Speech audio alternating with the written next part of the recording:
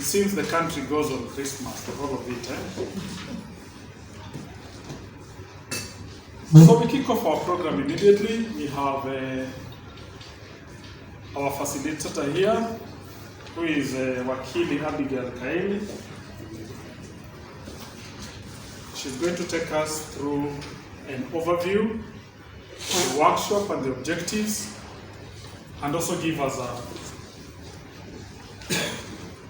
PowerPoint presentation.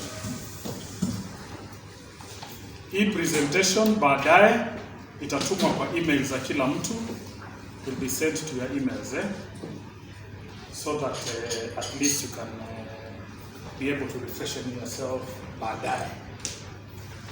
So Wakili, karibu.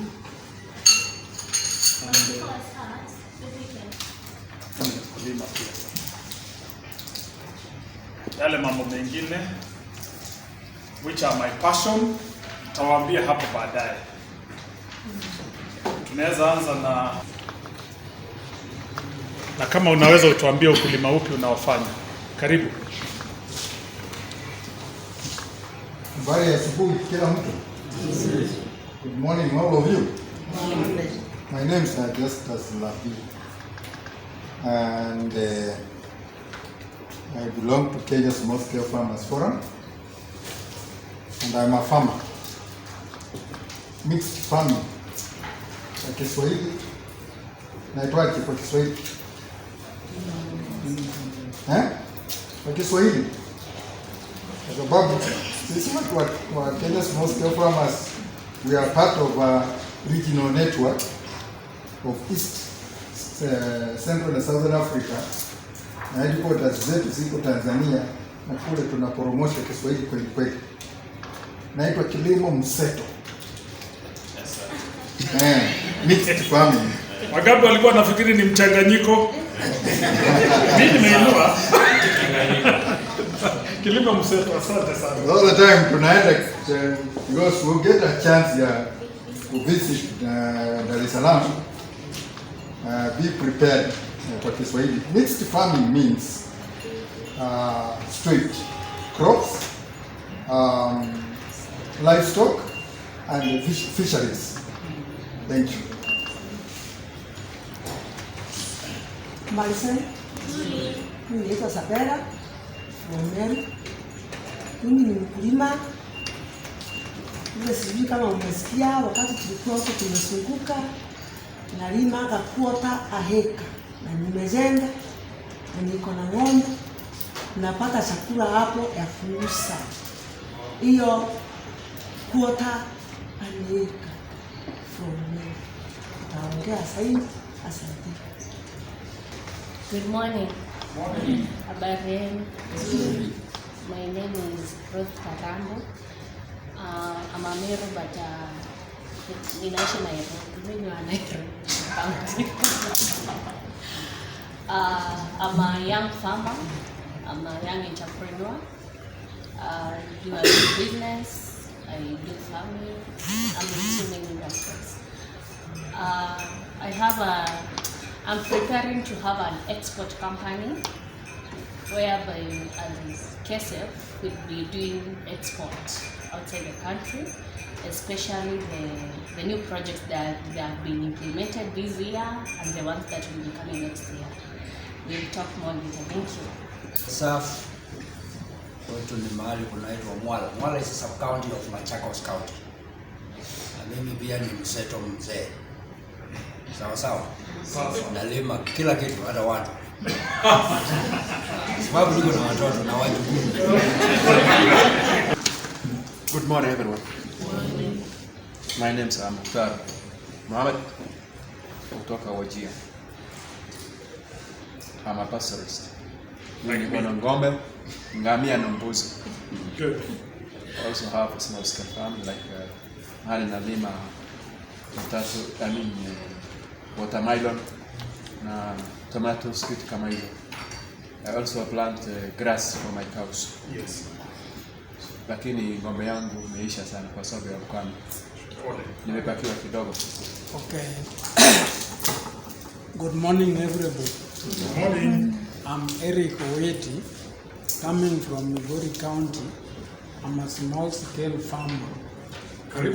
I'm doing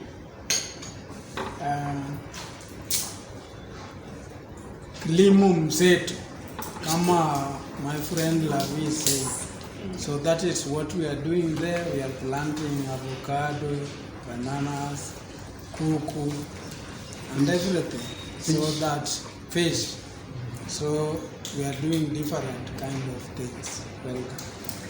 Misi kilimo mseto.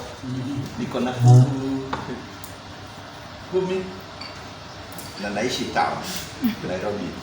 Luko slats. Niko na 20. That's very good. Kienyeji si ndio?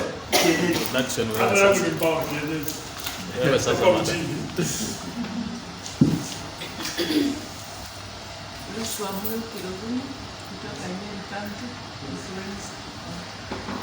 Ukraine.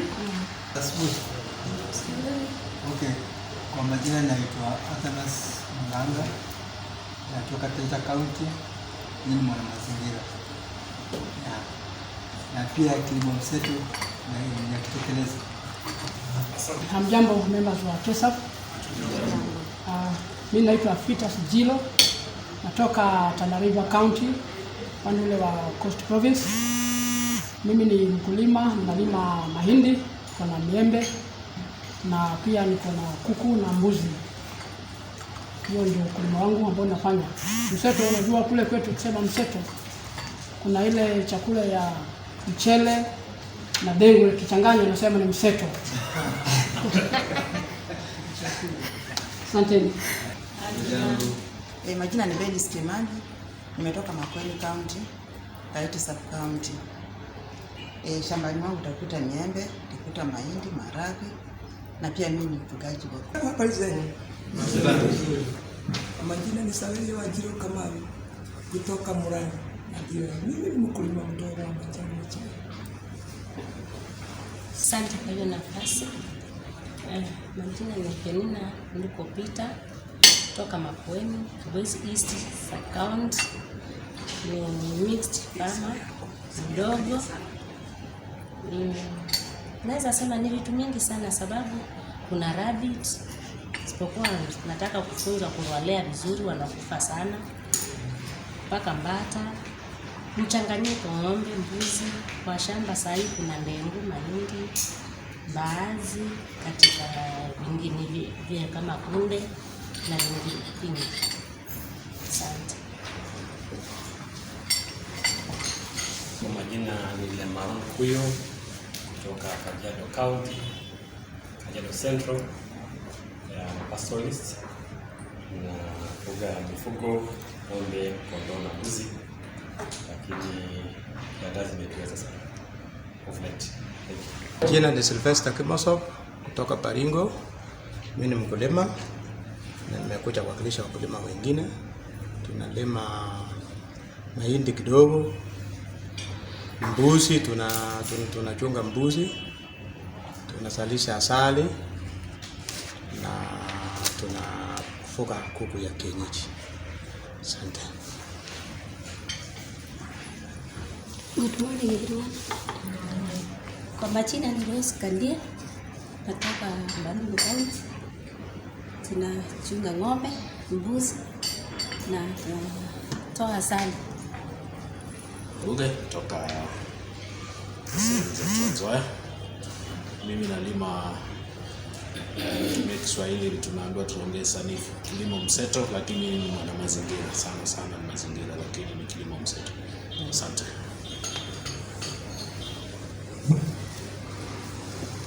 Okay, good morning everybody. My name is Esther Angwenyi from Nyamira County. You know, in Kisii we don't have enough land, but ninalima mboga kidogo na niko na mbuzi. So sometimes we hire land from Masai if you want to know we are big farm. Oh, I didn't face you, sorry. Oh, na ndizi tu. Niko na ndizi. Matoke lazima. Matoke. Na wimbi. Yeah. I come from Kitui County, particularly Mwingi East District. Mimi ni mkulima wa mimea. Mimea ni general. Ni mkulima wa asali, hizo ni nyuki. Nakuza kuku. Asanteni. Asante. Kwa wazima, mimi ni Eda, natoka Vihiga County, ni mkulima. Zile mimea mmetaja hapa ndio tunalima huko kwetu. There is no other way of repeating the same. Na ile kitu ninalima sana ni mkombero. Nani wanajua mkombero? Mkombero. Mimi najua. Unajua ile kitu na ule. Umekuja na kidogo. From Machakos, crayfish company. Good morning. Good morning. My name is Maurice Madaka. We are all the crayfish members here. Yes. Crayfish is freshwater. It's between a small lobster and prawns. You know prawns? Prawns you find in the sea? Now this one is freshwater. So that's what we found. Yes. I'm from Makueni County. We farm crawfish together in Machakos and also in yeah. Thank you. Good morning. Good morning. Kwa majina naitwa Chebet Agnes, natoka Pokot County. Mimi ni mkulima. Sana sana tunalima kitunguu viazi. Hiyo kitunguu inakuja na watu wanatoka huku Nairobi, tunakutania na wengine huko kwetu. Wanakuja kununua kitunguu. Kitunguu yetu ni safi sana. Alafu mimi ni mkulima na practice mambo ya organic farming. Tunalima, alafu mimi ni engineer na changa greenhouse. Na tunapanda pia paipai. Nilienda Ethiopia, tukaenda tukaleta mbegu ya paipai inaitwa Marado, inafanya mzuri sana. So tukatoka huko tukaenda India, tukaleta vitu nyingi seeds. Tukikunywa chai baadaye tutashare. Na tunafuga na mimi ni supplier ya kuku na tunafuga kuku. Niko na 462 groups kwa kaunti yetu na train sasa hawa. Kila group before that na train mambo ya saving and internal lending community ya kufanya savings. 30 members kwa kila group tunafanya savings mara mbili. Tuko na social fund na tuko na savings. Hii social fund ukilemewa kidogo kama wamama hakuna haja ya kuomba mzee kwenda kwa soko, mzee yako wapi, Joseph yako wapi. Huyo mtu anaweza kukuweka ulale njaa jioni. Unaenda kwa savings, unaenda kuomba social fund, inakusaidia kidogo. Sasa hii savings inaokolea mambo ya emergency, and then this social fund inaokolea mambo ya emergency, and then savings tuna lend. Leo unakopa karibu 4,000, unaenda unanunua vifaranga na supply ya vifaranga, unafuga hiyo vifaranga unauza. Hii vifaranga kuku yetu inakuja Nairobi sana sana mpaka inaenda mpaka Mombasa. Sasa ama juzi mimi nilikuwa na 500 kuku nikauza kwa 888 nikapata 400. Si ni pesa mzuri? Sasa hata vitu nyingi huwa tunafanya na tutashare zingine baadaye. Asanteni sana. My name is Omar Kutara. I am a small-scale farmer, member of KESA. I'm hailing from Marsabit County. Nafikiri mmesikia Marsabit County ikiwa na mambo mingi sana. Paka agency ilitumwa ndio mambo ikakuwa afadhali. It was almost Ukraine. Mimi nakuza sana sana kilimo mseto, but particularly we are focusing on drought tolerant crops kama njahe, cassava, sweet potatoes, na iko hii chakula inaitwa teff, which is commonly grown in Ethiopia but commonly eaten as anjera. Hapa isili ukienda kama kwa hoteli ya Habash utapata. Pia tumeanzisha kilimo ya mboga, kales farming, kwa maana imechaguliwa kama one of the value chain kuna camel milk na kuna meat goat na cows. And I'm the current county chair for the cows. But due to the persistent drought for the last, this is the 5th season, mvua haijanyesha. So ndio tumeumia sana, but we still continue with capacity building kwa ajili tumekuwa funded na supported na agriculture sector development program, Ministry of Agriculture. Tunaendelea na hiyo. And then also we have a consortium of groups ambaye tunafanya table banking, na particularly my group ambaye ni Gabare Jabatu, we call it the struggling farmers. We are now having a capital flow of about 960,000, and we are lending farmers, members, interest-free of 30,000 Kenya shillings every month for those who pay. We don't charge you interest, but we only pay what we call members contribution every month of 350. We have 32 members in our own group, but we have a consortium of 1,414 members. Asanteni. What is a food system? Food system ni nini? What is a locally led food system? What does the transformation of the food system entail? The outcomes of food systems transformation, and what are the pathways to influence for achieving these outcomes? So I'm going to take you through number 1, 2, and 3. Then for number 5, I'll give you a general overview. Then twende kwa groups, we do that. Is that okay? So let's start. What is a food system? And a food system, we can view it in 3 ways. And number 1 is a web of interconnected practices and relationships that deliver food from farms, processing facilities, factories, warehouses, and retailers to the dinner table.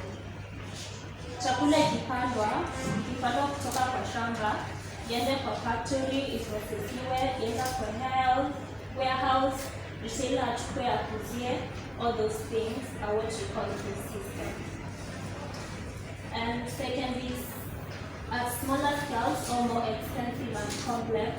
Smaller scales because most of us farmers tunalima kule nyumbani just to feed our families. And the complex food system, they are characterized by production and consumption that are often separated by long distances and involve a tremendous number of activities, resources, individuals in their journey from their farm to the table. An example of this will be coffee ama majani chai. Ano majani chai is a complex thing. Itoka ikuwe kilicho, maybe iprocessiwe, ikuwe exported maybe to other countries. Una create mahindi, kuna ile ya grade 1, grade 2. Nasema hapo ulisahau grade kwa sababu tuseme kwa mfano umefuna. Kuna ile selection unachukua ile mahindi ya ile mzuri unaweka hapa, moso unaweka hapo. So ni ya maana uweke hapo. Hata kama ni fish, una fish umefuna ni samaki. Si ati unachanganya samaki yote mpaka omena, si tu mpaka yote. So uweka iko kwa process. Unaona nimeandika pale. Nitatoka hapo. Also I'd like to mention a point there. For us small-scale farmers, we have never known what we do. Tunalima tu. Na hii masomo tumepata leo, tena mimi imenifunza kwamba kilimo chetu kiko na daraja kadha wa kadha. And when we are doing farming, badala sisi kwetu small scale farmers na wenyewe we don't understand ourselves.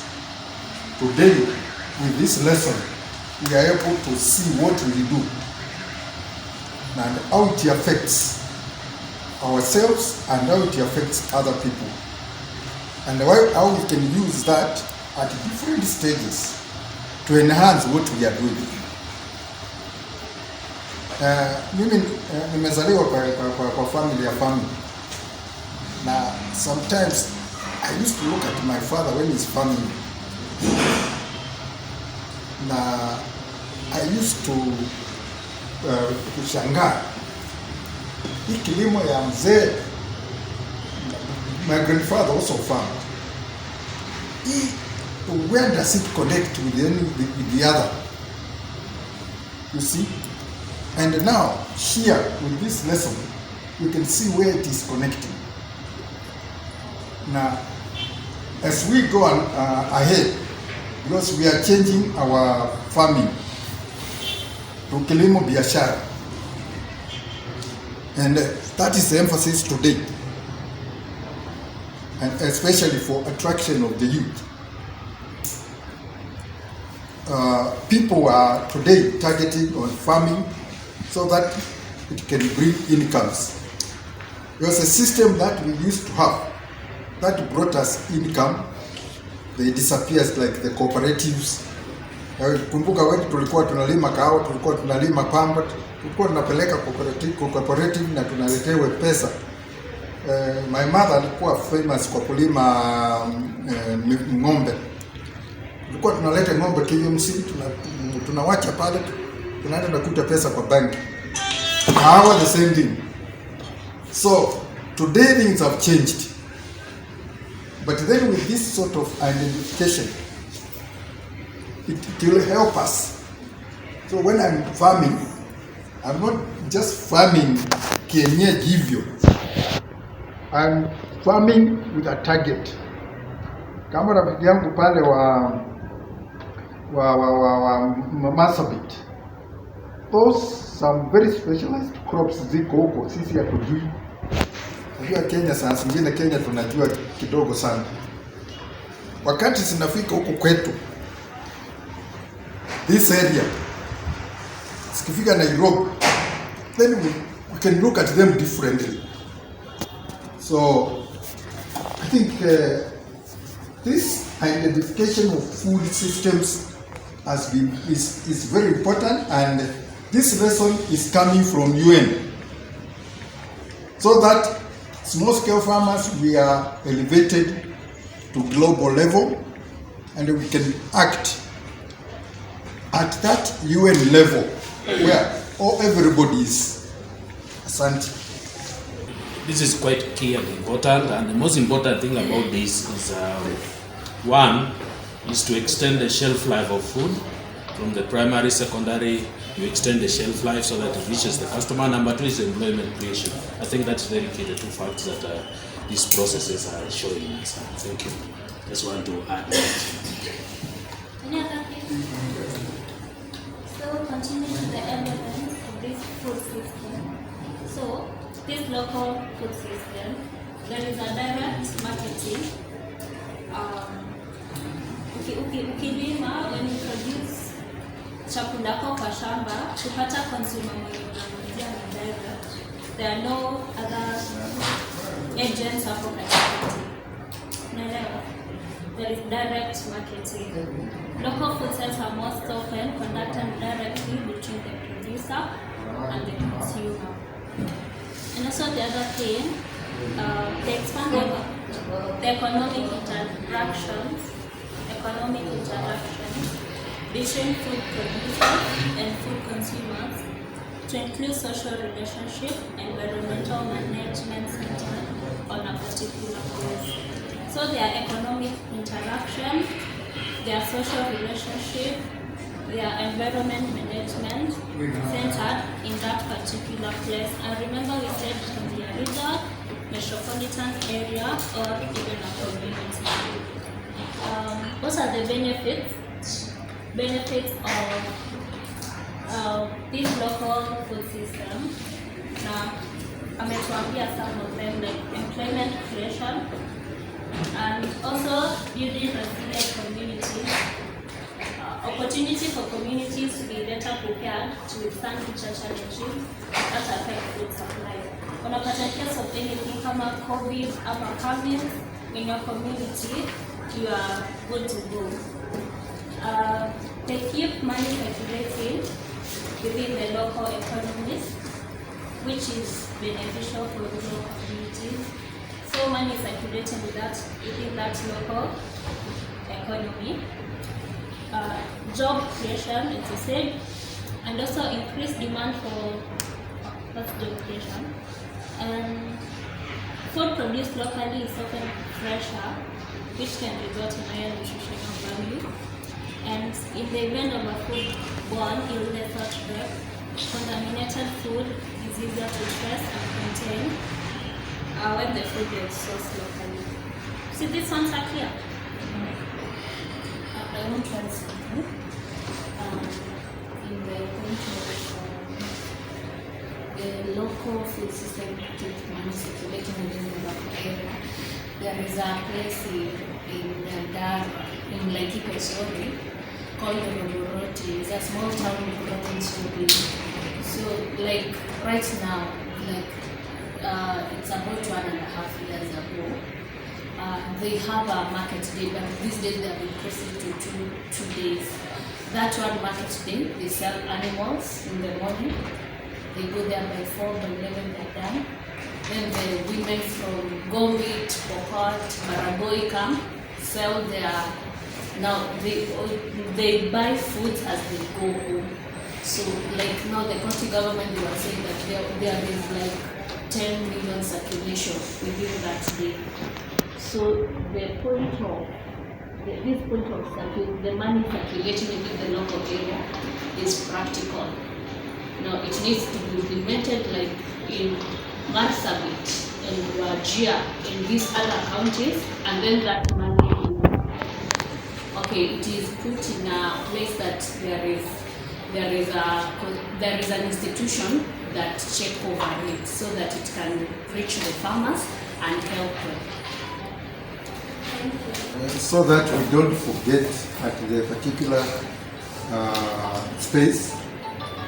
Once we were moving around with the FAO, and we went to Garissa, and I was shocked. Garissa has got the biggest market of livestock in Central and Southern Africa. Inaanza saa 11. And these guys transact 6,000 animals. Ngamia, ng'ombe, mbuzi na kondoo. Now that market is almost 10 million every Friday. So when we get to this, to details of that, we should also identify our markets, because hardly very few people in Kenya know kwamba tuko na soko kubwa namna hiyo ya mifugo, na marodi yako pale and is very well structured, na officers wa veterinary wa Ministry of wa serikali ya kaunti ya Garissa wako pale wakiinspect hiyo mifugo. Ikitoka pale iko na stamp certified, it can go anywhere in the world. So as we go on with food systems, we will also be able to identify these spaces for agribusiness. Thank you. Okay, so we move forward. What does transformation of the food system entail? To transform food system.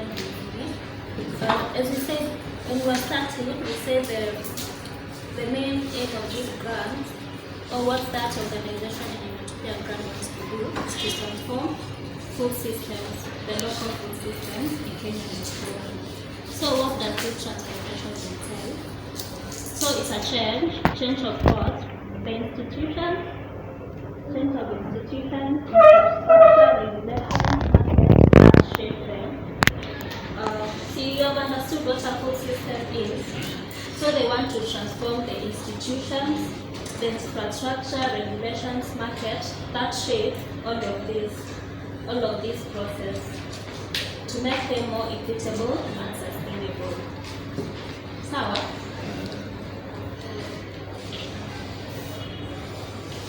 then the outcomes of food system transformation. This is one thing which are supposed to be in the groups. And the specific things that you want food system transformation to achieve. Unataka wakitransform hizo food systems, meaning where after that, the outcome, the result. Maybe food security, inclusivity, enabling a decent living for stakeholders in the food system. Napata kila mtu, every stakeholder kwa hii food system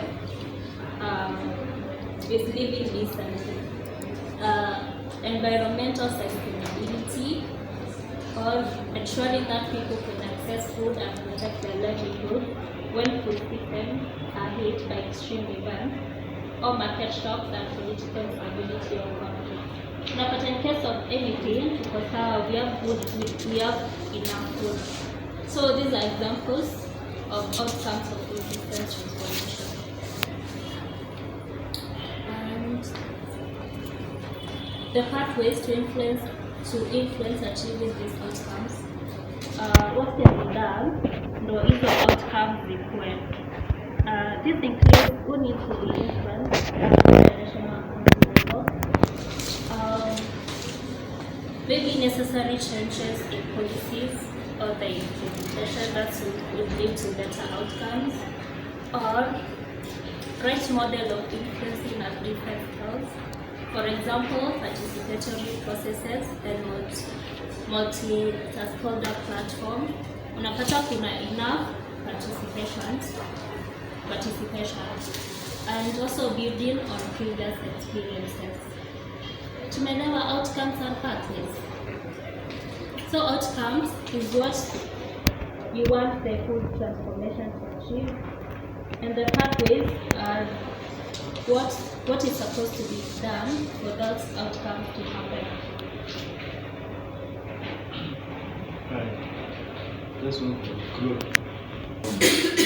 Nearby, then Nairobi here.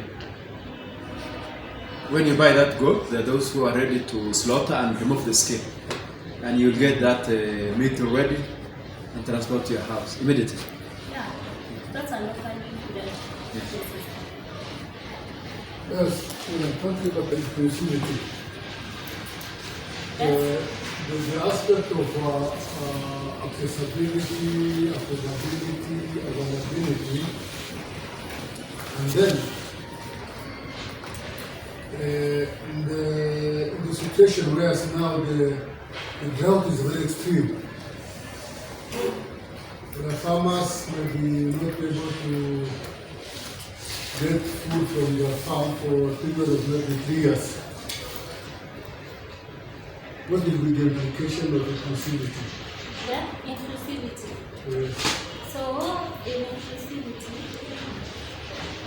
inclusivity, every stakeholder in this food system should be included, and the stakeholder can be that farmer who is facing the drought. Maybe before you go further, government or the national government will come in with relief. Right? The county or the national government might come in this situation with the relief. And then the relief will go for the most vulnerable. For example, if an area is affected by conflict and drought, all classes of citizens are being affected, even the business community, even the common farmers and the others. Now this is my question now, that one I raised. How are we decent enough to say inclusivity? Because that relief is very minimal. It will target the most vulnerable for a very short period. Because I was expecting about what we call the food reserve system that a country or a county will have. Drought is not a new phenomenon. It's not a new dictionary. It has been with us. But our country is very, very poor in planning for drought.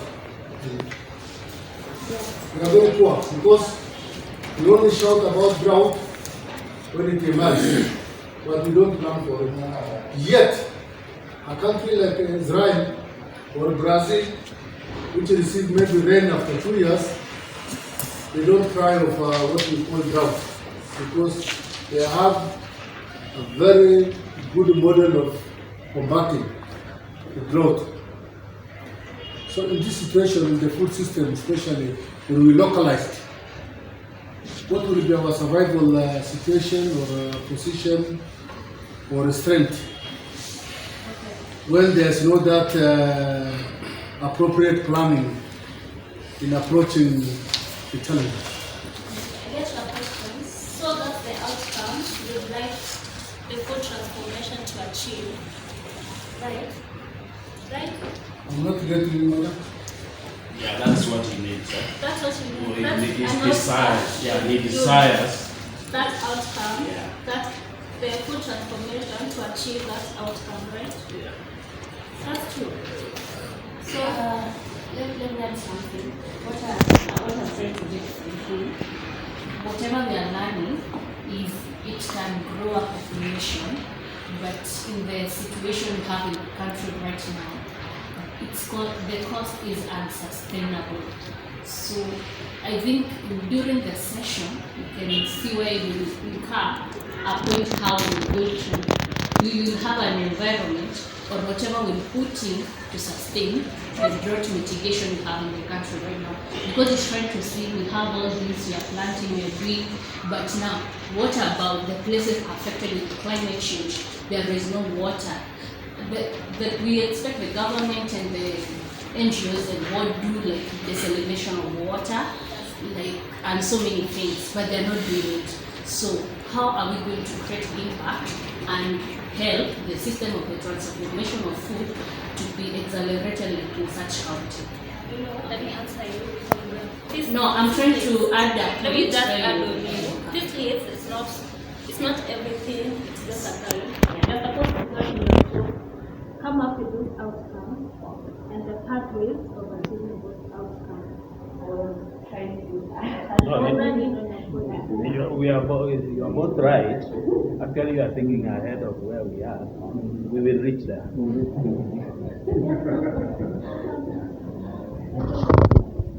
Oh, you mentioned about inclusivity in the community, whereby in such situations like where we're experiencing drought for pastoralists, when the relief comes, let's say relief food for, are you talking about relief food for the for the livestock or for the people? For the people. For both actually. So with food system transformation, this enables, because when the drought is affecting everyone equally, whether you're well off or whether you're a big farmer or you're a small farmer, it's affecting everyone. With food system transformation, mostly in pastoralism, it all comes back to inclusivity, comes to equal access to pasture, equal access to alternative form of pasture, whereby the farmers don't depend on natural pasture. Just that when it rains, when it doesn't rain, everything goes to tumble. So everyone, like with the model of food system transformation I've seen in pastoralist communities in other countries, is the pasture generation of pasture or cultivation of pasture is communally and locally. It's a local and communal initiative, which ensures every pastoralist will have pasture even during even the dry season, and that's where the food system creates inclusivity in everyone across the class and even sizes of their production. Yeah. That will then this food system, isn't it? Yeah, now on the policy formulation and implementation. Help each and every person in terms of what they're growing. Are you doing mangoes? Are you doing maize? Are you in aquaponics? We need policies that look at who are the ones who are growing certain things and what do they basically need to know about those things. So when it comes to ground level, which today is our counties, I wish we had a place where everyone in Machakos within a certain radius would be able to register and say, Maurice Matheka does crayfish, he does kienyeji, he does rabbits. At what capacity? What kind of rabbits do I have? It's important we have the information. We all just grow things and hope they will sell. We grow a rabbit, but we don't know whether that rabbit, when it comes to bone to meat ratio, is what the market likes. But they got rabbits, and they're doing very well. No. They're eating. I don't know about the doing well. Because doing well will be how much money am I going to be able to pocket. That's how you know I was doing well. Cost effective is basically, let's make sure that we teach people on how to lessen the production cost. It's very important, because at the end of the day, if you look at feeds, if you look at fertilizers, if we had policies that made sure that those were accessible, if you've got a cow, they will eat. If you've got goat, they will eat. If you've got fish, they all eat.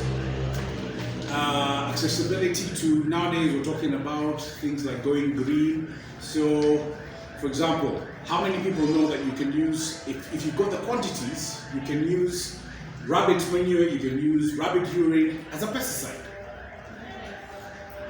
But how many know that? So whenever I share information, I'm like, really? My God, you're such a clever man. I'm not clever. The information is there. It's just, it's not being disseminated to many people. That's the problem. Traceability, safeguarding the environment. But now traceability is, I produce crayfish. By the time that crayfish is at a market or at Carrefour or whatever outlet where you buy your food from, it would be good that at some point you're able to say that crayfish came from a certain location and it was bred from this to that. It's not magic, it's the technology that a lot of people are talking about. It's good to be able to trace where your food is from. I'll give you my example. I started to dislike sukuma wiki. Ask me why. Why? Because I started hearing stories of where sukuma wiki is planted. Oh, in sewage canals. Oh, this one. And then you know how Kenyans are, we always add a bit of tune. Oh, the one you're eating there, that looks like it was in some pieces. Trying to eat rice. It's normally very healthy. Yes, there you go. And it's supposed to be healthy. Yeah. But really, if we're looking at our health, which a lot of people are today, it's good to have that traceability. So I feel this transformation, traceability will be very important. Not easy to implement, but the one thing Kenya has, we have minds. If we have structures and systems that work, traceability will be easy. Infrastructure. Good access roads. If county level, I want my MCA to be able to know who is doing what in this region, and is that crop or is that produce getting to the markets, and that's from your Maram roads and stuff like that. So infrastructure is very important. Who will benefit when these outcomes are achieved? The farmer. The farmer will benefit because they've been taught things that help them produce crops that are safe and also affordable to produce. Because it's important that if you're producing something that takes 4 months, 6 months, 12 months, that at the end of the day you can feel, well, the sweat and the pain and the blood was worth it. So I believe the farmer will definitely benefit from that. Losers, this was a debate in our group. I wanted to call them brokers as written there, but they had other names. Sorry? Middlemen. Middlemen, yes. In our group, there are those who felt that brokers, middlemen are great because they have the networks. But it's their job to have the networks. That's how they make money. You're making money from producing a crop, by raising fish. He makes money by knowing that I have all these groups and I have a feeling 80% of them are growing something and they don't know who to sell to. So if he's the guy who buys, I'm going to strike a deal with him to try and con the rest of you. So if my crayfish, if I want to sell it, if I feel the retailer can sell crayfish at 2.5 per kilo, as a farmer, I want to release it at 1,000, even minimum 800 bob per kilo.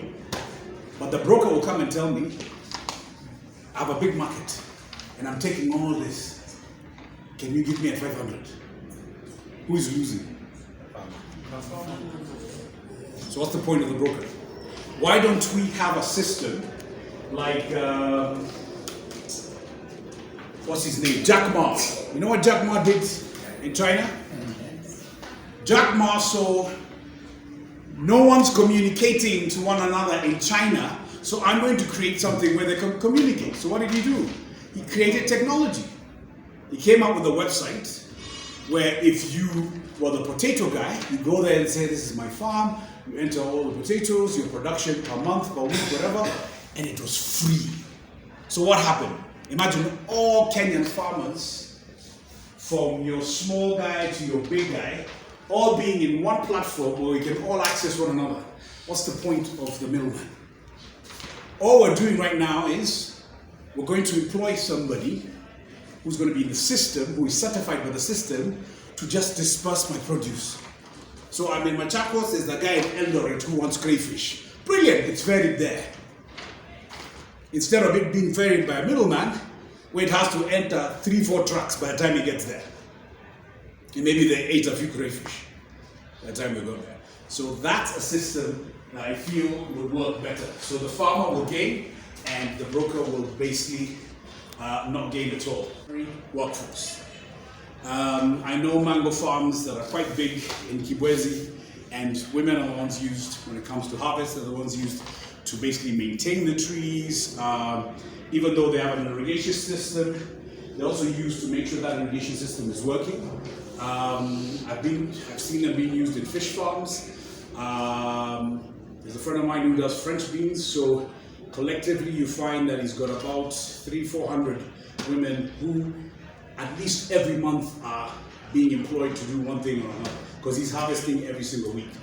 So they'll benefit from a system that works, and the more yield means more money, because a lot of them are also paid per kilo, so that will work pretty well. Okay. Promising achievement that people desire from the outcome, technology benefits. IA, drones. Drones are being used in a farm in Kibwezi to basically, for the pesticides. So they're spraying mango trees with drones. So that becomes an advantage.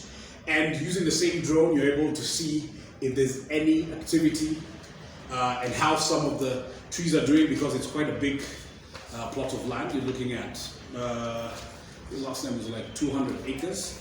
So a drone will really help. And you'll be able to map out which areas you need working on, and you can tell your workforce better. Smart farming. Smart farming goes back to what I was saying before. It's important to teach our farmers how to farm cleverly. We used to be told, work hard and things will work out. Many of us worked hard and nothing worked out. But when we started working smart, things worked out. And basically smart farming is, for example, if you're aware of things like hydroponics, where they're using water rather than soil. There's aquaponics, where they're using the mixture of fish types like tilapia, catfish, to basically use that waste of the fish to rotate it into a system, and they're just using water again. The only difference between hydroponics and aquaponics is the fact that one is using an animal, the other is just using special chemicals to make sure that the plant grows. So technology is very important nowadays, and it guarantees a better yield. And then you have improved infrastructure. Improved infrastructure means that your food can move from one end to another. It's not very simple. I feel when it comes to some of the things we have in terms of policies, I think somebody else mentioned, we have many policies and all they drive is public participation. We are public. We have participated. The question is, what comes out of this participation? We can't be very good at participating but not implementing. So some of the things that we've noticed in our counties is there's a lot of participation. There's a lot of come and tell us. Somebody even mentioned that we have scenarios where people are not even aware of what the problems of the farmers in their area are. But they meet and they make a policy that creates more of a problem than an advantage to farmers. So we need to get to a point where, as my good sir said there, as farmers we become part of the problem. We need to not just participate, we need to follow up that participation. We need to be loud. The way people are called, what are they called? Keyboard warriors on social media. We should be warriors in this sector more than social media, because this sector is going to make us money. It's our livelihood. So when we just say, no, what's your MCA? He knows what he's doing. Yet the MCA has just made a policy for potatoes because anapenda waru. Yet potatoes are not the main crop there. So how does that help everybody else? It doesn't.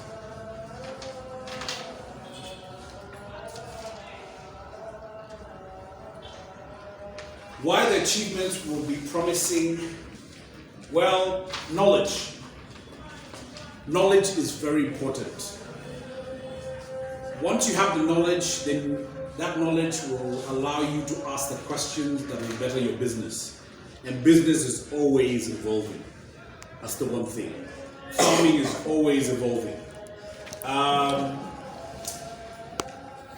keep hearing small-scale farmer. Let's not daraw small-scale farmer, because if you look at what Egypt, Israel, they do, it's very simple. If you give an Israeli 2 acres and you give an average Kenyan 10 acres, who do you think will produce more? Why? He's small. Isn't the 10 acres supposed to produce more? Yes, but the knowledge they have is because they did the research. They didn't just wait. Let's just wait for knowledge. Boss, we got knowledge. I want knowledge. And if I wait, I don't think anybody will give me knowledge. But if we sit together and we research, then we'll get the knowledge from ourselves. We are the knowledge because we're the ones feeding that machine. And the machine is based on the experiences. Oh, I did this, it failed. Okay, how did you tweak this? That's the research that we don't do. Because we're sat here, all of us as farmers, but how often are we in a group where we are constructively giving each other advice? Not until we're invited here.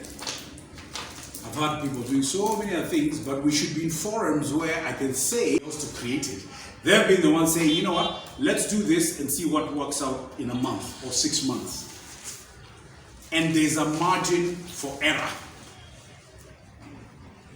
But we are not patient. True, we're not. We don't have a culture of patience. So when I tell you, why don't you experiment? You tell me experiments don't pay bills most. But the experiment in part of your farm will give you knowledge. Because over the year you'll have done 5 experiments and noticed experiment 3 was the best, so I'll implement that. And then you help other people and suddenly there's more produce in your area. So that's very, very important. Potential of initiative growing. We're able to feed an ever-growing society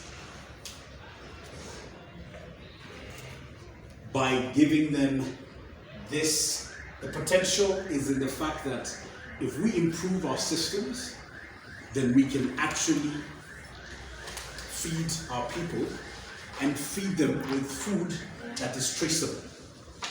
Feed them with food that is good for you, has certain nutritional value.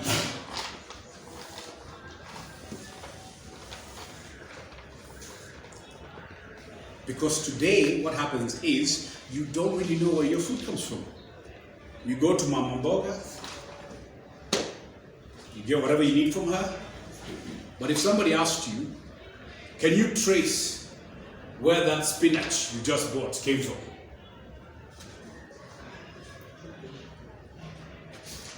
It could have been a student just planting things, experimenting with his own fertilizer. So you're eating skuma that has a bit of chalk in it. And you're wondering why we have cancer. Remember there was a time when Africa cancer was a cancer used to be a guy. It was not a condition. But now it's a condition.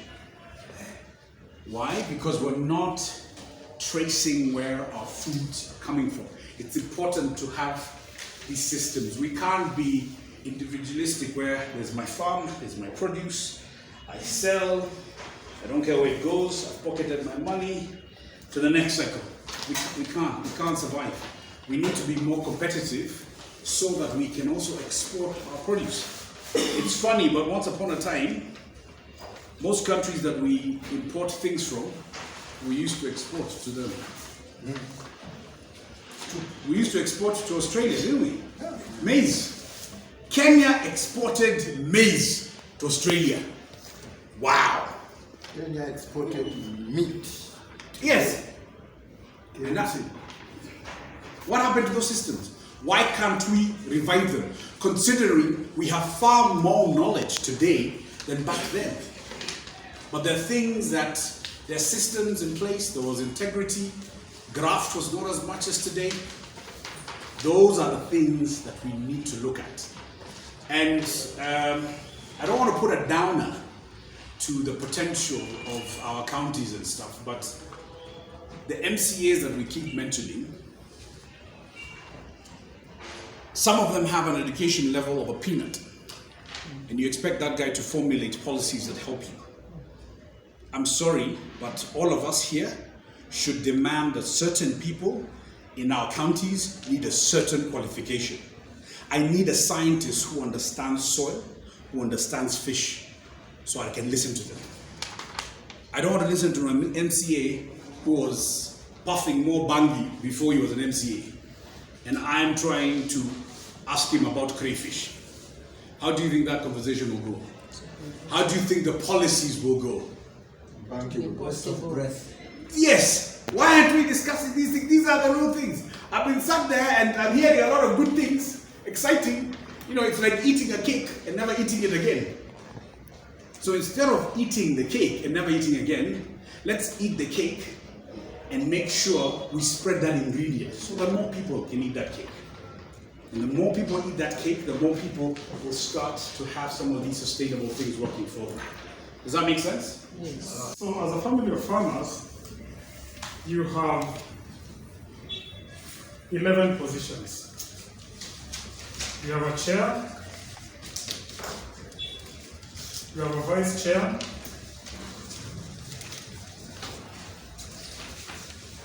you have a secretary,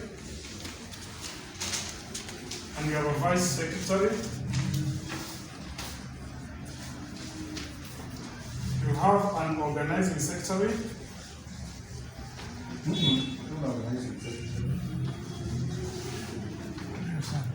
There is an organizing secretary. Oh. You have an organizing secretary.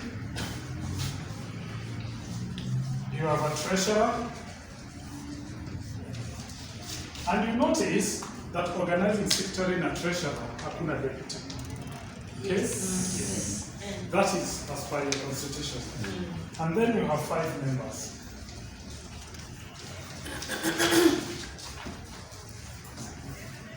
You have 5 members.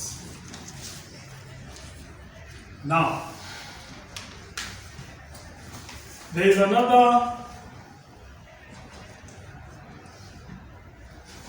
caveat on this, that this committee must represent the regions.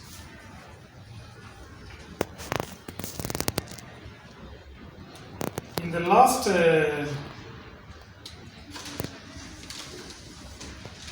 Justice, you are the custodian of institutional memory. I understand in other places we have regions, Rift Valley, Coast, Nyanza, Central, Eastern, but KESAP has its own specific regions. Justice, can we hear them out?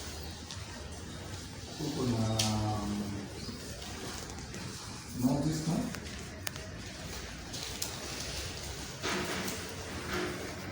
Northeastern, Western, Western, Northrift, Northrift, Central, Central, Eastern, and Coast. Eastern, And Coast. and 6 coasts. Hizo ndizo regions za, I think Nyanza is in Western, eh? Hizi ndizo regions KESAP is split along. There is no provision for SIGs, that is special interest groups, and there is no third gender rule.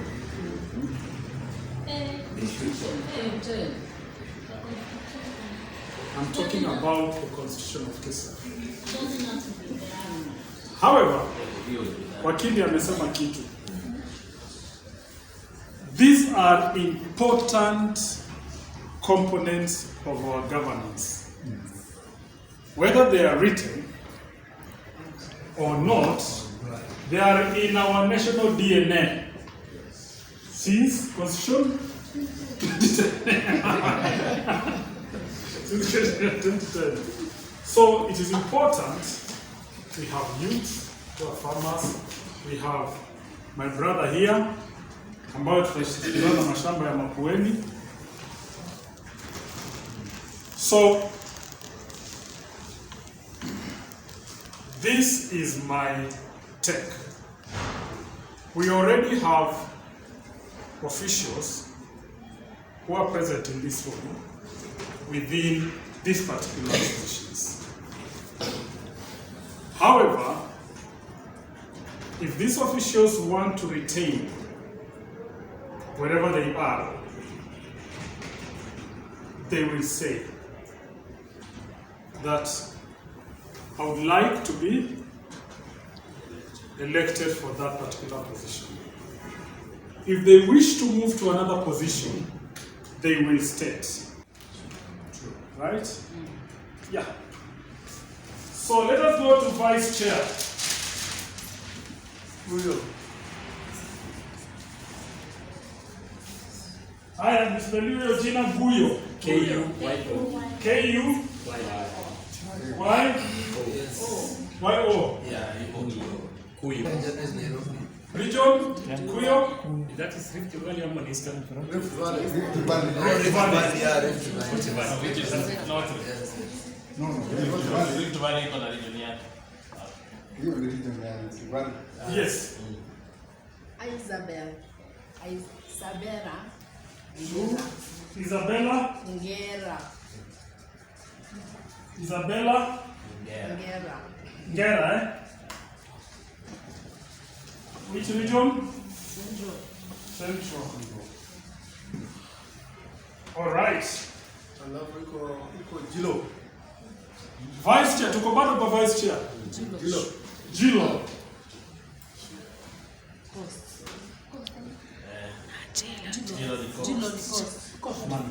Ambia returning officer majina kamili. Fighters, Jilo. Fighters. Jilo.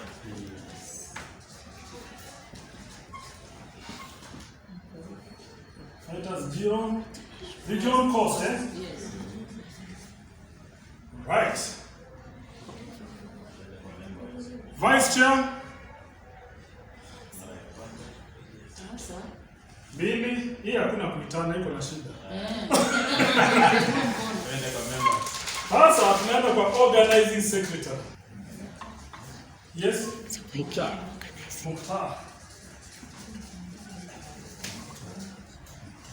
Have you watched The Lion of the Desert? Yes. Omar Mukhtar. Region? North. This guy, he represents half the territory of this country. Half, nusu ya Kenya. Robin, wapili, Yes. Robin nani? Robin Dumu. Yeah, Eastern.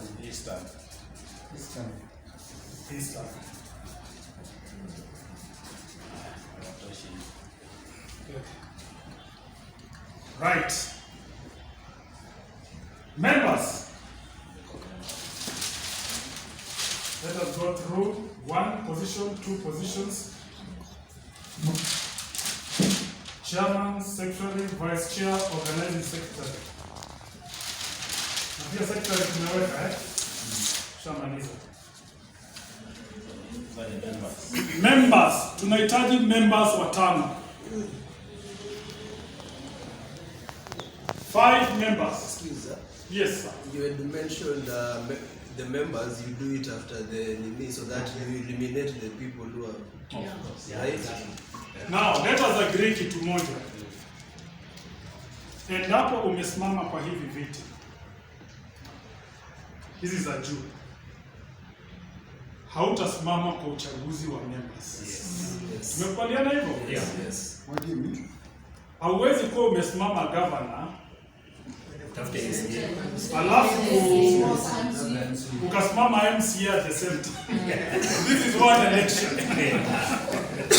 So tumekubaliana hivyo? Usijaribu bahati yako hapo chini eh? Wale wa hapo chini wametulia. Yes. Member tutapiga baada ya tukimalizana na hawa Sawa. My election is always very simple. It is by secret ballot. Na utakatiwa karatasi. Hizi ziko hapa. Utaandika jina moja. Kisha wakili, tutoe hii hapa.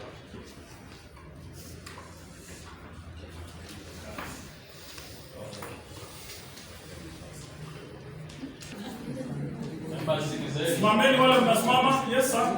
Niko na proposal. Yes. Lakini sio proposal, kuna huyu Florence Elias ambaye nimepropose. Hayuko na sisi but he has been a very strong member. No problem. You will pick. So for those who may know the lady from Florence, I think you will understand that name. Florence Elias is the one. We will have an opportunity, but members will not pitch. Kama mnataka kusikia pia members, kwa sababu kila mtu hapa anaweza simama member. Tutatoka hapa saa 6. Sasa tutakuwa na tutaanza na kiti ya treasurer. And I've been secretary. Mimi ni Fitas Jilo, nimekuwa member. Fitas Jilo. Fitas Jilo. PHITUS. PHITUS. Fighters, Jilo. Jilo.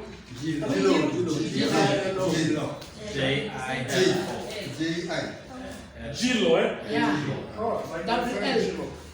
Jilo. Yeah, just Jilo. Member, Yeah. You go to, yes? Afternoon, wakulima. Zawadi wa Jilo. Safeti wa Jilo. Zaweri, hiyo jina mimi niliandika asubuhi. Next list. So that now the substantive plenary, this is the plenary, can now deliberate, okay? Once we have, yes. Mine is simply like a robot.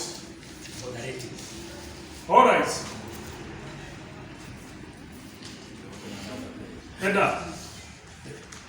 Makaratasi niko nayo. Uko nazo. Sawa. Kwa nafikiri zimeisha. Yes. Mmeniona? Natosha? Na nataka kumaintain hiyo. Simuone tu.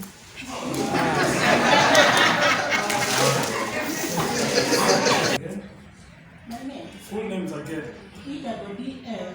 E-double-D-L. H. Mideva, hapana. Taarifu mtuzi. Mideva. Lujesi. L-U-J-E-S-I. Jesse. Yes. Good. Spell your names. I'm an election official. Chebukati without a kipara. Zaweri. Zaweri, eh? Yes.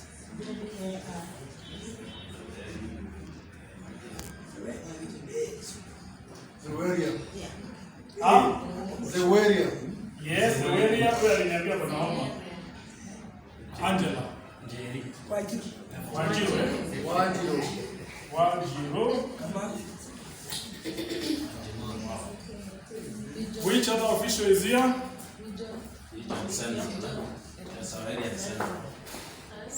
Huyu ni Central, si ndio? Huyu ni Central. Machaguzi zetu tungekuwa tukifanya hivi. We go now to the secretary. Justus Lavi. Would you like to retain that one or? I'm tired of that seat. So, wewe keti chini. Mpaka wakati nitaita ile unataka. Ukiona ile inataka imeitwa, utainua mkono. Yes, member. Jilo, mimi nataka naomba hiyo position nitoke. Keti chini. Kwa sababu sasa ama unataka moja nimeandika hapa? Hapana. Sawa basi. Nataka kwenda juu. Nataka kupanda juu. Yeah. Nataka kukwea mlinga wataita. Beautiful fighters, nikitaja ile position na nataka ndio utakuja eh. Mwingine yuko wa kamiti. Haya, member. Tuende sasa kwa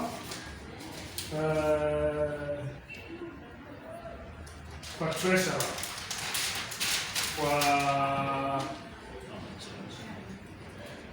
Kwa chairman.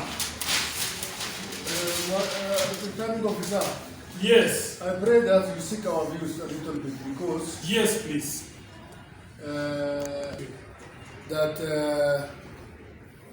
These people have been in office for 7 years. Yes. If it is from 2015. Yes. And we have not yet seen the progress for some of us, but still, as much as we respect some of us, we feel that there should be changes.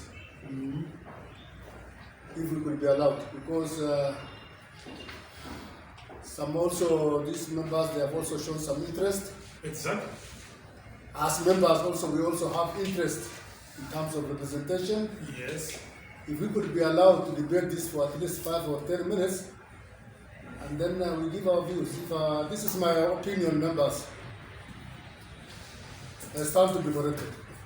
Okay. Of course, we elect so that we can move forward. Yes. Right? Yes.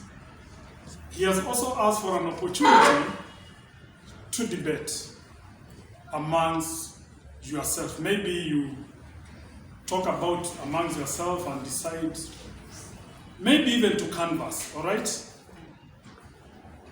My suggestion is this. Let us have the interested people put on that list. I step aside, all right? And you pitch for yourself. I give you an opportunity to pitch. We close this matter. And good enough. We are populated. Nobody has been elected there. Brother. No, I'm not saying that anybody has been elected. Yes. But I'm just praying for that opportunity for us maybe to debate a little bit or to discuss. Hamjambo. Mimi natetea kiti. Na kisababu. One, wakati tulianza KESAP iliendelea vizuri sana. By then sikuanga hata na kiti hapa, nilikuwa tu member. Wakati tulipata hii mambo ya kufanya kura, wakanichagua. Nikafikiria ni kitu itaendelea, vile vyama vingine vinafanya nini? Vinaendelea. Pesa ilikuwa inakuja kidogo, inapotea. Kasema hapana, wacheni tuangalie coordinator. Hii coordinator ndiye atakuwa akiandika proposals. Pesa inaingia wapi? Kwa account yetu. Ili tufanye nini? Miradi. It never happened. Wale coordinators wote waliletwa, hawakuwa wanajua chochote. Wakiambiwa andika proposal, there is nothing going on. At the end of the day, Muzinga akatuletea pesa kidogo. Akasema hizi pesa zirotate kwa kila regional county. Region. Waka-identify zile regions zitafanya nini? Zitapatiwa pesa. Tulianza na Makueni, tukaenda Usingishu, tukaenda Vihiga, tukaenda kwa kina Migori kijiji mahali inaitwa Yatike. Wakafanya hizo miradi zikaisha. Tukareport, mimi kama treasurer nikamaliza kazi yangu vizuri. From that time, chairman hakuonekana. Ule mtu nilikuwa napigia simu na nilikuwa napigia tu Lawi. Namuuliza, "Hello Mr. Lawi, Mr. SG, KESAP ilikufa?" My dear Eda, I'm not the chairman. I'm just the general secretary. So today, in short, I'm defending my position na hiyo kisababu. Si kuwa na pesa ya kuleta watu wafanye, ndio account niwe scheduled vizuri. So I'm here again to defend hizo mayaka yote ile. Nikiwa tu government. At least. Okay, thank you.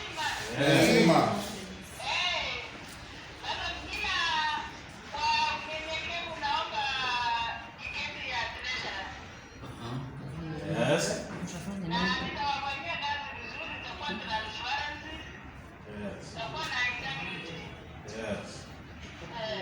Sawa. Thank you. Sawa. Mia tena habari zenu. Nzuri sana. Ya umesikia jina langu ni Esther Angweni na ninaomba hiki kiti ya treasurer. Nitawafanyia kazi na nitakuwa nafanya kazi, nitakuwa na report kwa administration ile mtachagua. I'll be giving reports, I will be advising them on the financial, strategies and how we can get the, some fundraising, of course, with your support. So ninaomba mnipatie kiti na mimi nijaribu, but I know I will do a good job for you. Thank you. My name is Ruth Karambo. I asked for a seat of assistant treasurer. I will support my treasurer. Assistant secretary. Secretary. Yeah. Treasurer and assistant. Sorry. I will support my secretary.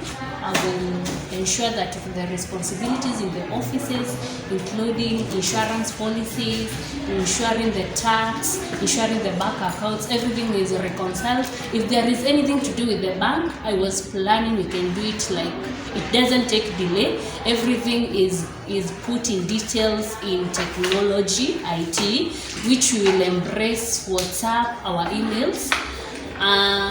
Tusifanye ile like tuna take I don't know the like 2 months to integrate vitu, tutakuwa tuna integrate haraka.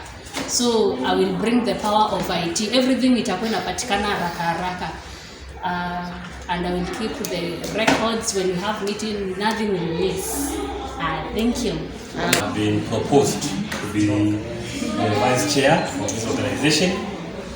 I've been a chair and a vice chair of several other organizations.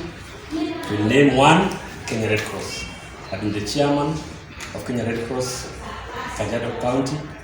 and also Lower Eastern Region. Lower Eastern Region comprises Nairobi, Kajiado, Kitui, Makueni, and Machakos. And I've done wonders. People know. I finished my terms, and I believe in corporate governance. I know the boundaries of each and every person's mandate. So I will not step on the chair seat and will not go to the management or any other seat. And I also have networks. I have networks. I don't fear knocking to the doors to look for donors. And like the Ministry of Agriculture, the PS, the current PS, is a friend of mine. He was the commissioner, county commissioner Kajiado. So I think we can work together with them in government. Yes. And also in the political scene, I don't fear facing a politician. So I believe we'll work with them. Thank you. Kutoka Meru County, Kakina Kawera Mbiso. Mimi nilikuwa nimefikiria chairman akiwa mwanaume vice anataka kuwa mwanamke. In my side. Ndio sababu nilikuwa nimetaka hiyo kitu. Sasa nimesikia wanaweza chaguliwa wanaume wawili. Si ndio? Yes. Chairman na vice. Inawezekana. Inawezekana. Yes, kulingana na katiba ya kesa. Na katiba. Haijasema kwamba ikwe zebra. Wacha mimi niteremke. Omba tu kura. Hapana, omba kura. Omba kura. Tena? Mimi kwanza napenda kuwashukuru for proposing me kwa vice chairman. Ninapenda nikiwaomba mnipatie hiyo kiti on 2 reasons. Ya kwanza, I've been a member katika hii committee huko nyuma mpaka kufikia wakati ambapo nimesimama, but we have been pushing kwa sababu in any organization report ni lazima kutoa report wakati kwa na annual general meeting, members wajue ni nini imeendelea, ni nini imefanyika. But reporting imekuwa kidogo shida.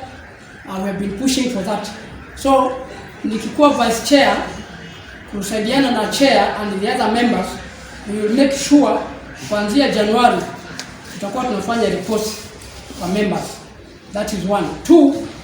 2, pia kule katika county level hii KESA na katika leadership ya KESA the executive at one point ni vizuri inafika kule mashinani ili kuweza kutembelea offices za governor, wanajua at one time. So ningependa kuchukua KESA tuiweke level nyingine tuone imefanya jambo na imeleta change in Kenya. Hayo machache naomba. Good. Haya, pigeni.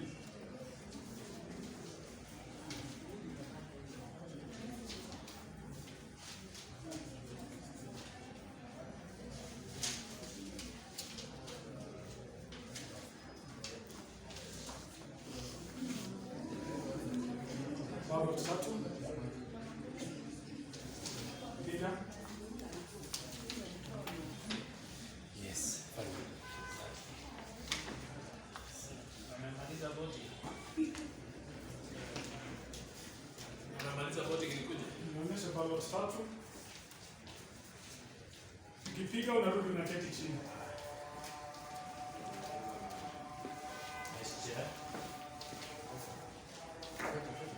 Akifika kwa treasurer ndio unaanza kupiga. Piga hapo. Nionyeshe ballot tatu. Hivi.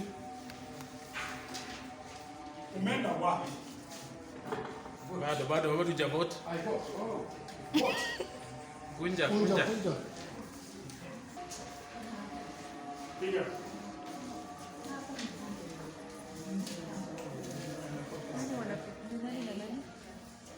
Yeah.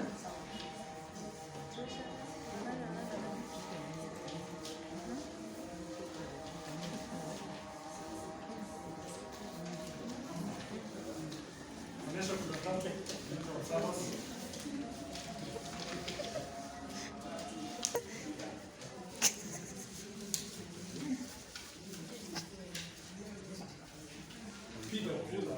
Huyu tuko na yeye.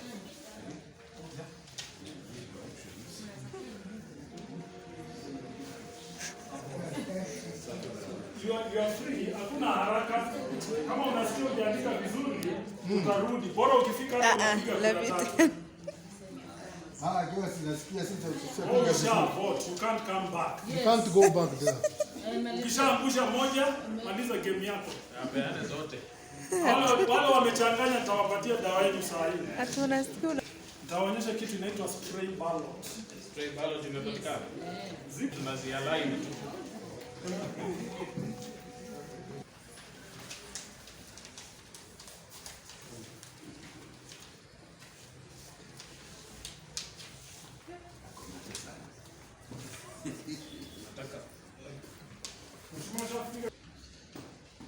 Kama umeharibu na report umeharibu. Akiharibia pale ni sawa. Atapewa zingine. Sasa agent watasimama wote. Sasa iko sheria nyingine nitawapatia hapa. Yes. Kama jina ya mtu wa vice chair ikipatikana hapa, hiyo inaitwa stray ballot. Haitahesabiwa. Zitawekwa kando kabisa. Okay? Yes. Tusianza kusema ile, na hiyo ni sheria ya uchaguzi. Yes. Stray ballot. Kuna agent watatu, Tracy anasema watatu. Alafu vice secretary wawili.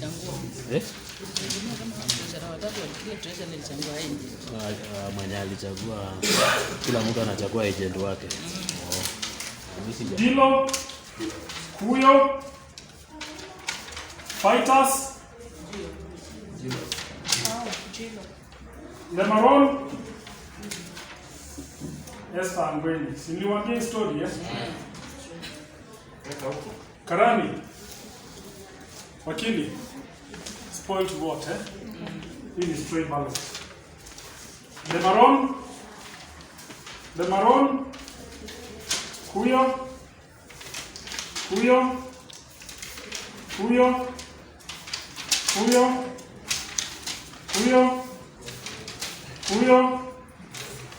Lemaron.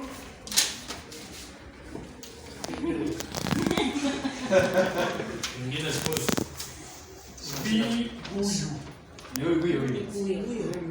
Guyo tu ni kuandika. Ameshindwa na kuandika jina. Ni guyo tu hiyo. Chairman, ile shule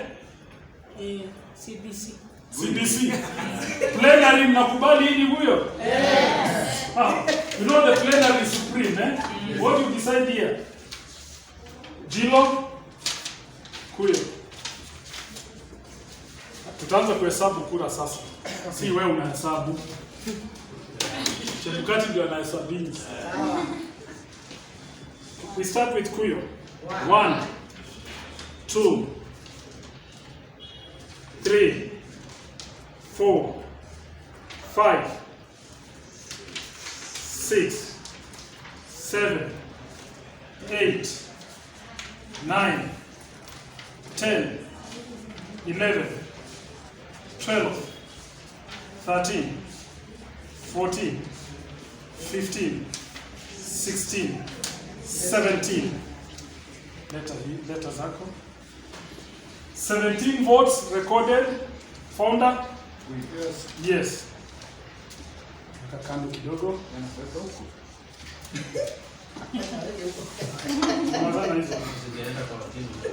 Jilo, 1, 2, 3, 4, 5, 6, 7, 8.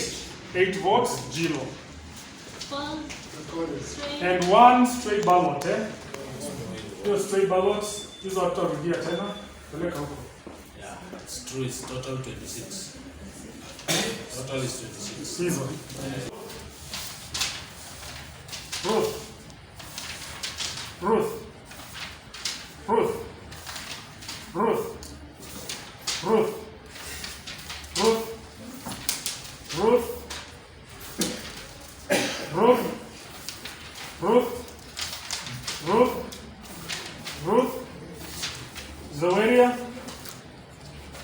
Zoelia. Ruth. Ruth. Zaweria. Esther. Zaweria, si ndio? Esther ni nani? Esther. Shika. Spoil the vote. Hiyo ni straight ballot, eh? Thank you very much for your vigilance, eh? Yes. Zaweria. Ruth. Ruth. Sawa. Good. Spoil vote moja, eh? We are now going to count for Ruth.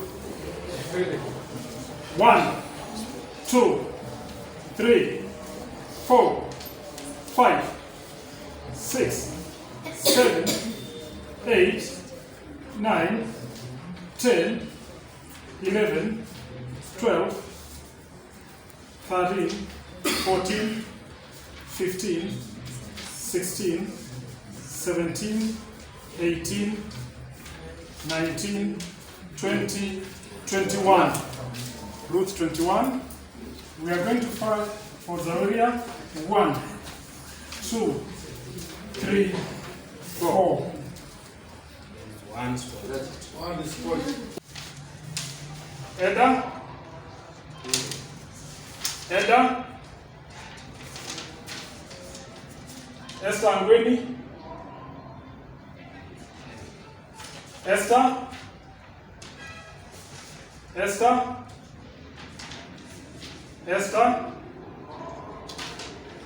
Florence.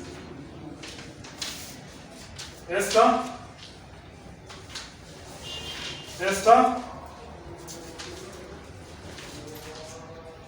Ile shule hapa pameandikwa Enda. Elena limekubali ni Eda? Eda? Eda? Huyo umechaguliwa hapa eh?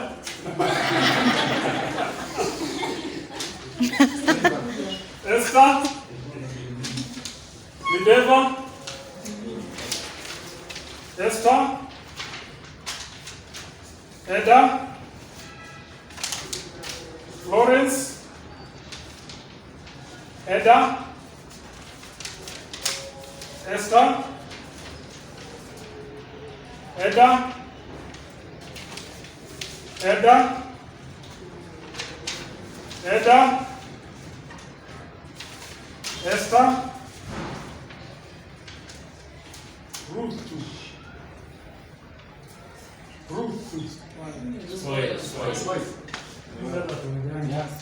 Na mwisho Esther. Usihesabu. Leteni kura zangu hapa. Hizi ni za Esther. Hizi ni za Florence. Na hizi ni za Edda. We are starting with Esther. 1, 2, 3, 4, 5, 6, 7, 8, 9, 10, 11 votes. We come now to Florence. 1, 2, 2. We come now to Edda. 1, 2, 3, 4, 5, 6, 7, 8, 9, 10, 11. Attack. That's a tie. Ladies and gentlemen, we will take the vote for, unless there is consensus between them. Do you wish to go for a second round? Yes. We go another one? Yes. Out. Guys out. Yes. I say we go back to balloting for that particular position. Karani, tayarisha kura. Wengine ni wawili tu wanarudia. Ni wawili. Ndio wanafanya turudie. Eda. Eda. Esther.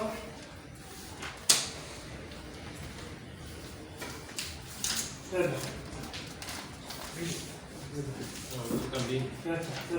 Unaona ni moja? Foleni. Esther.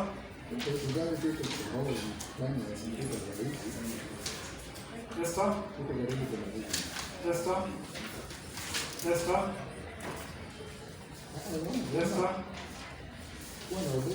Esther. Esther. Esther. 5, 6, 7, 8, 9, 10. The results are Esther, how many? 16. And how many? 10. Esther, you are now the treasurer of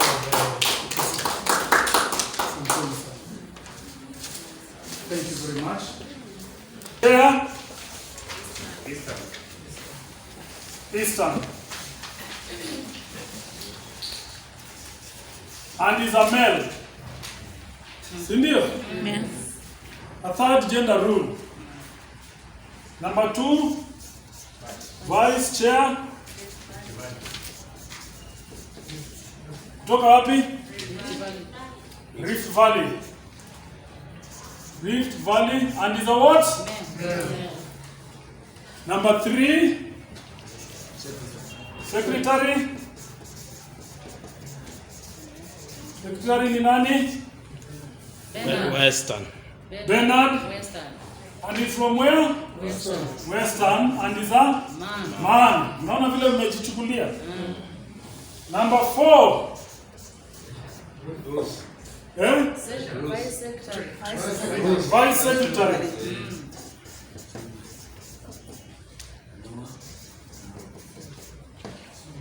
He's a Central female. Central Female. and he's a female. Okay? Treasurer. Number 5. Treasurer.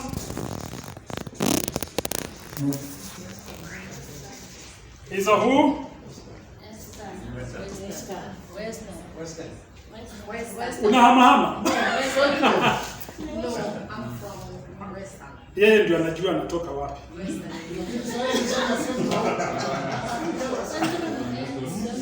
Is a female and from where? Western. Tuende sasa namba 6, organizing secretary. Eastern. Is a man From Eastern. and from Eastern. All right. We have 11 positions. Mathematicians in the house, 11 positions. 11 positions. A third of 11 ni nini? 3. Ni point what? This is 2. That is 4. Ni 4. That is 4. That's 4. Round off. Point 6. Point 6 ni 4. Yeah. Before even we negotiate. All right? Yes. 4 positions in the Executive. members. Tunaona members? Yes. Are women. Yes. Let us not negotiate. And 1 man. There's something called institutional memory, especially mahali mko. So mimi nilikuwa nimesema mtu akisimama juu hafai kusimama chini. Alright? Hiyo ni sheria ya nani? Yako. Si sheria ya KESAF.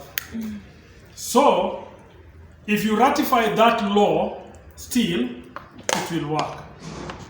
That administrative thing.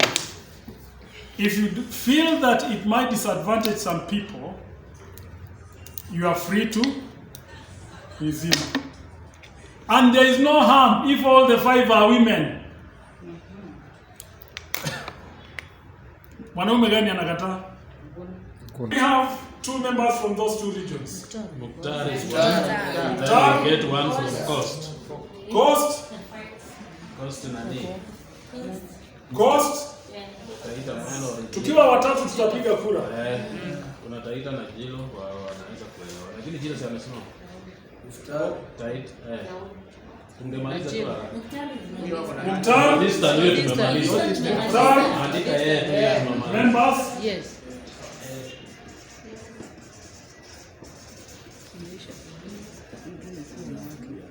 Mukhtar. Eastern, eh? No, Eastern. Singesema nusu ya Kenya. Nusu ya Kenya. Huko si Kenya. Half the country. Hapa angalia bwana. Namchekesha. Hebu compare Vihiga na nini? Huyu ni rafiki yangu namchekesha. All right. Now at least members tumepata wa kwanza. Wa pili tunataka cost. Cost watupe. Cost tupatieni. Do you have an opponent? No. Haya, sema majina yako kamili. Atanas. Ma? Ma? Maganga. Okay, that is cost. The rest are women. Tumebakisha watatu. Now, before we go there was a proposal for EIDA for institutional memory, and it was a tight race. Unanimous. EIDA umekubali? You umekubali. EIDA? Nideva. From Western. For? That's Western. Yeah, proposing. Yes? Benina! Patricia, not Benina. Patricia. Patricia? Patricia ndio huyu. Patricia, simama! Simama.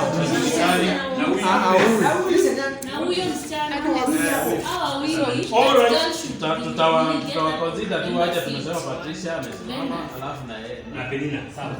Okay, tumesema Patricia na nipatie majina yako Patricia. Alafu na Benina. Patricia nani?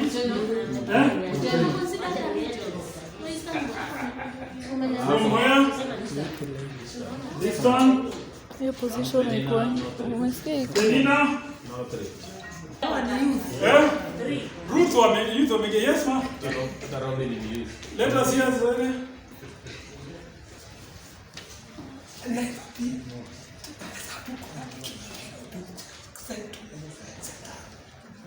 Okay, let me also now come and help. Chairman. Yes, please proceed.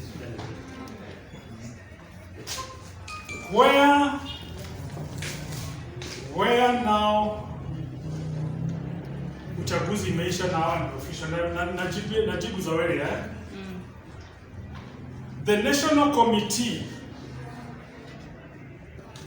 has powers to co-opt somebody into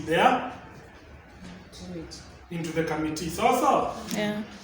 That person becomes a co-opted member. For example, suppose if we are dealing with serious pastoralist issues in Marsabit, now to run program, it will last like a long time. Founder member becomes what? Co-opted into that. Suppose if you feel, like Zawera is saying, Central, Mushikanisha Central na Nairobi ni Kizungu, a member from Central. Alright? If you feel, if the committee feels, Zaweria, hiyo itaandoliwa at that stage, Yes. Na watu wale wanafikiria kwamba regions are unrepresented, now you can deal with the national committee. And at this point, I'd like to hand over to the chairman. Let me, before you hand over that point, tuko also na nafasi ya kutengeneza a subcommittee depending on the issue which has come. Yes. Kuna issue ambayo inaweza kuja we did not expect. Yes. Quickly we form a subcommittee. Yes. A subcommittee will come from the members. Yes. It might be a technical issue. Kama sasa wakati GMO zilikuja, kama Kesaf was active, we would have had a GMO subcommittee specifically for that purpose. Yes. Kwa hivyo that would be taken care as we go on. Subcommittees make a lot of difference because subcommittees will bring mtu wa that area and also a specialist in that as proctor. So thank you very much. Congratulations to all of you. Elections are never easy. Elections are never easy, lakini you have now taken off. Chairman had told me that the donors were saying lazima mfanye hivi ndio programs za January ziendelee katika kila area. Wow. So you have done it. Congratulations.